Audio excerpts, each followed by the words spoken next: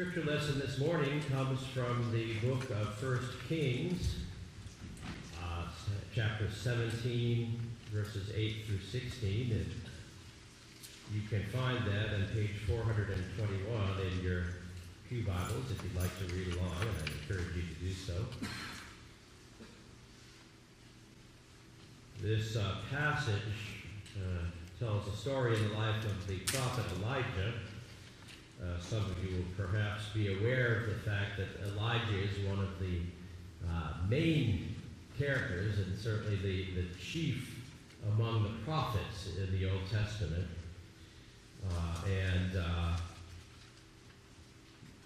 But that doesn't mean that he didn't have a few rough edges. In fact, I think most prophets have rough edges. God seems to delight in picking people who have rough edges to irritate the rest of us, I suppose, with the truth that we don't necessarily want to hear. Well, anyway, Elijah was in trouble because he had told the king, King Ahab, of some things that he didn't want to hear. And among them, he told Ahab that unless Ahab straightened out his ways, there was going to be a drought throughout the land. And it in fact happened. There was a drought that was going on and on and on, and so much so that people were starving, and still Ahab would not relent or change his ways. In fact, Ahab decided that instead of changing his ways, he needed to get rid of the prophets. And so he issued a decree that all prophets of the Lord should be arrested. And when we join up with Elijah in this passage, he's on the run. And he himself is pretty thirsty and hungry. So let's join him there in chapter 17. A prophet named Elijah from Tishba in Gilead said to King Ahab, I'm sorry, I'm joining it from the wrong place. Verse 8, I'm sorry. Then the Lord said to Elijah, now go to the town of Zarephath near Sidon and stay there. I have commanded a widow who lives there to feed you. So Elijah went to Zarephath, and as he came to the town gate, he saw a widow gathering firewood. Please bring me a drink of water, he said to her. And as she was going to get it, he called out, and please bring me some bread too. She answered, by the living Lord your God, I swear that I don't have any bread. All I have is a handful of flour in a bowl and a bit of olive oil in a jar. I came here to gather some firewood to take back home and prepare what little I have for my son and me. That will be our last meal, and then we will starve to death. Don't worry, Elijah said to her. Go on and prepare your meal, but first make me a small loaf from what you have and bring it to me, and then prepare the rest for you and your son. For this is what the Lord, the God of Israel, says, the bowl will not run out of flour or the jar run out of oil before the day that I, the Lord, send rain. The widow went and did as Elijah told her, and all of them had enough food for many days. As the Lord had promised through Elijah, the bowl did not run out of flour, nor did the jar run out of oil. May God add a blessing to the reading and the hearing of the word.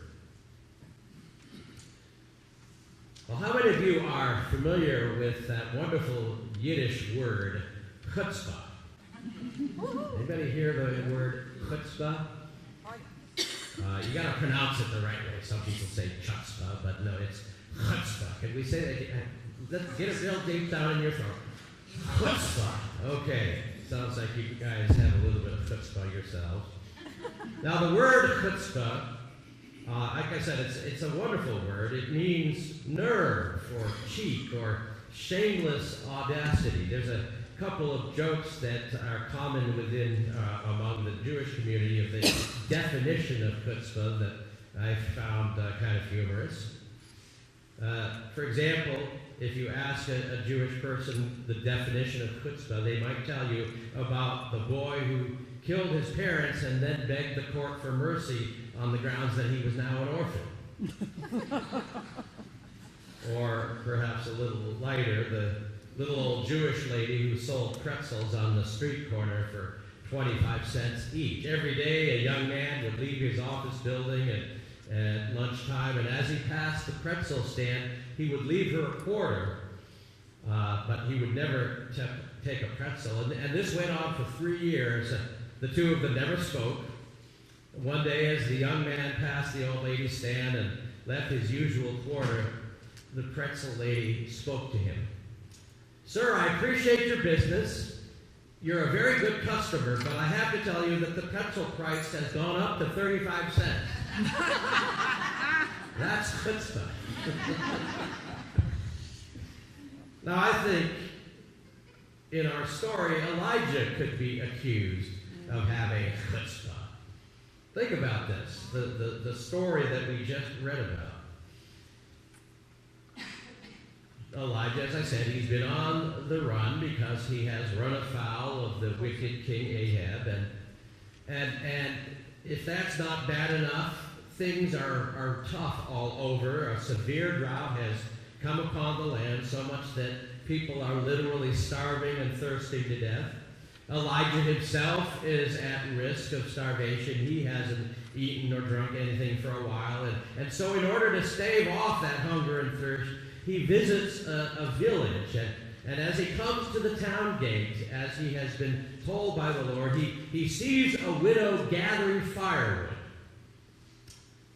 "Please bring me a drink of water," he says to this widow.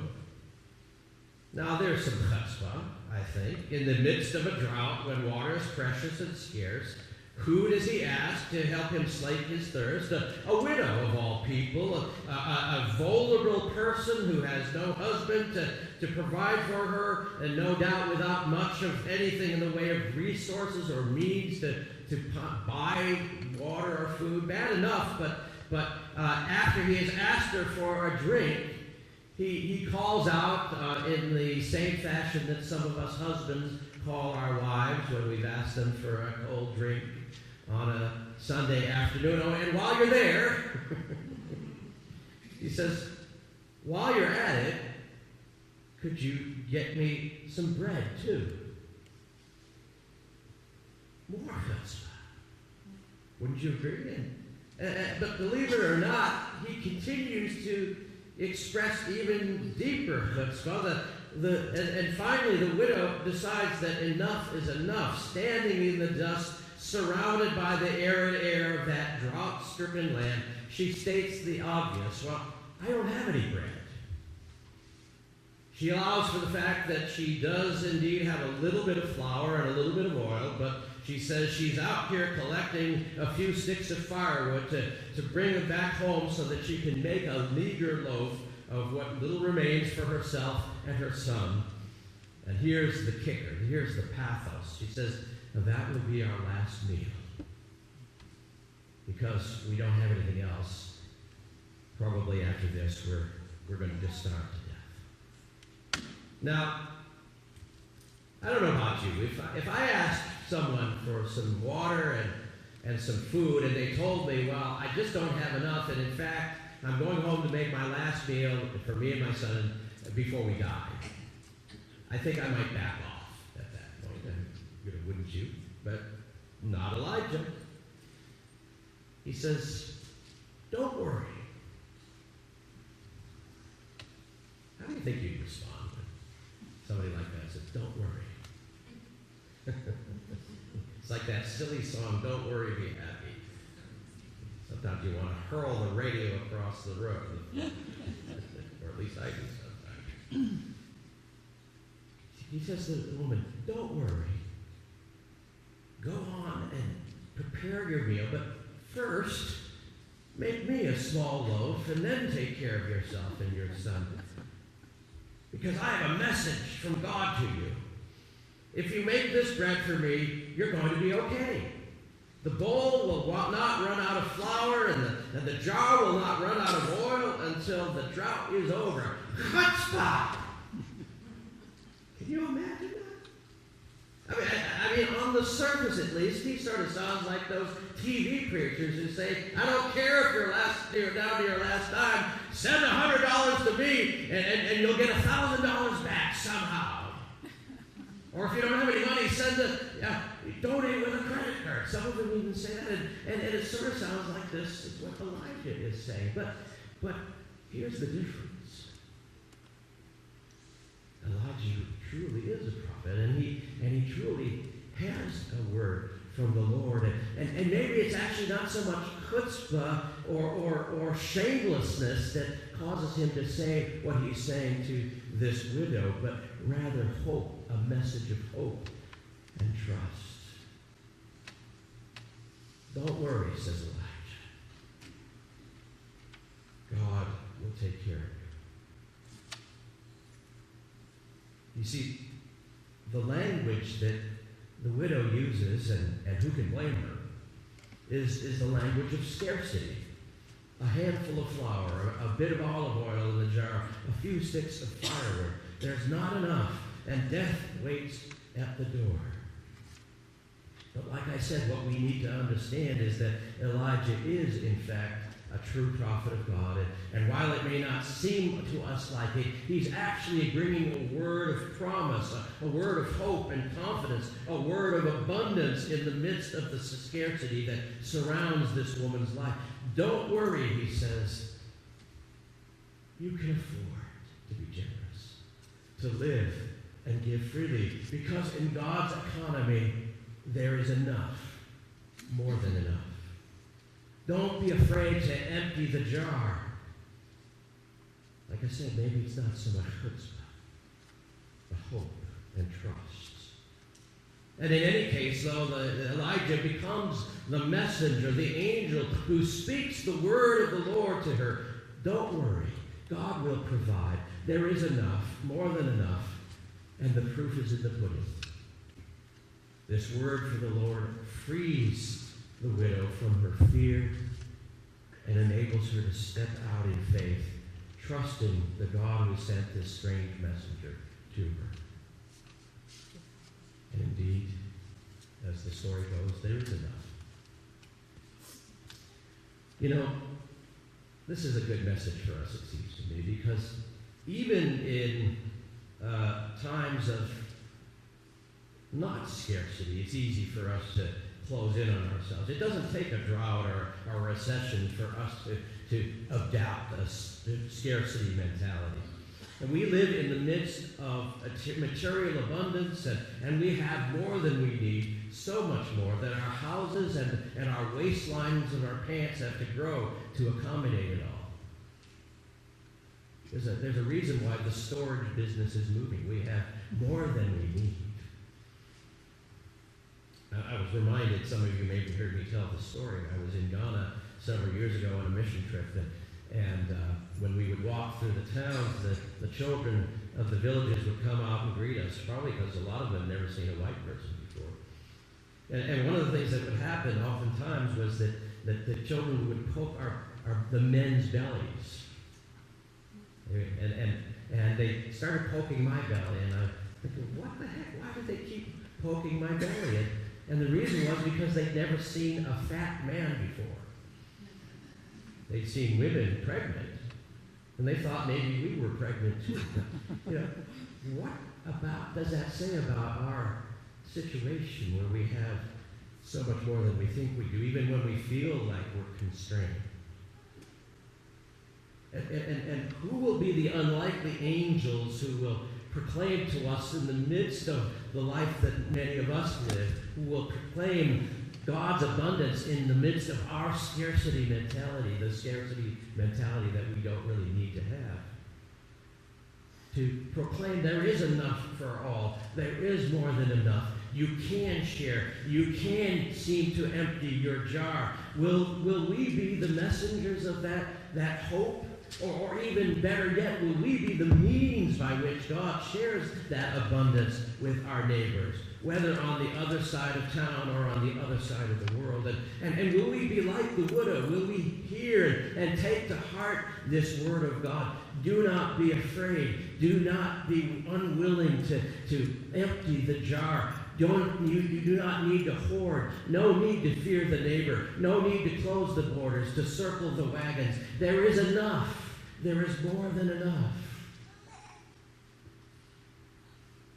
A colleague tells the story of a family in his church who decided to adopt the foster child they'd been caring for. The parents gave them up for adoption, and they felt that they should be the ones. Their ever cautious pastor asked the mother, "Do you really think that's wise? You already have 3 children. You're a great mother, but don't you think there are limits? Aren't there limits to how much love you can give?" Listen to what she said to him. When it comes to love, she said, "I haven't found the limits. From my experience, love feeds on love. It grows by being given away. The more love you give, the more love you seem to have. That's how it's been in my experience."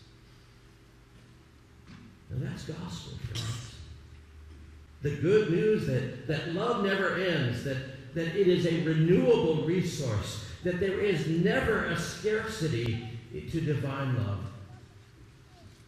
That's the good news that changed the widow's life. And it's the good news we need to grasp hold of more and more in our lives as well. In a few moments, we'll gather around the table to receive the Lord's Supper. That meal that exemplifies the abundance of divine love. Because it was that same assumption, that operative trust in the abundance of divine love that allowed Jesus to empty the jar of his life, to pour himself out so extravagantly and completely on the cross for you and me and for the whole world. Like the widow, he emptied the jar of his life because he believed that there was never going to be a shortage of God's love and no limits to the power of that love. That is what we celebrate today as we come to the Lord's Supper. But the Lord's Supper isn't just a celebration. It's also a call. As we receive the elements that represent the full reality of God's love that can feed us over and over again. When we arise as those who are called as followers of Jesus to live out that same trust. To be open and willing to empty the jars of our lives for the sake of others, as Jesus did. Friends, what will be the tipping point for us between self-preservation and sharing the abundance of God's love? What will you and I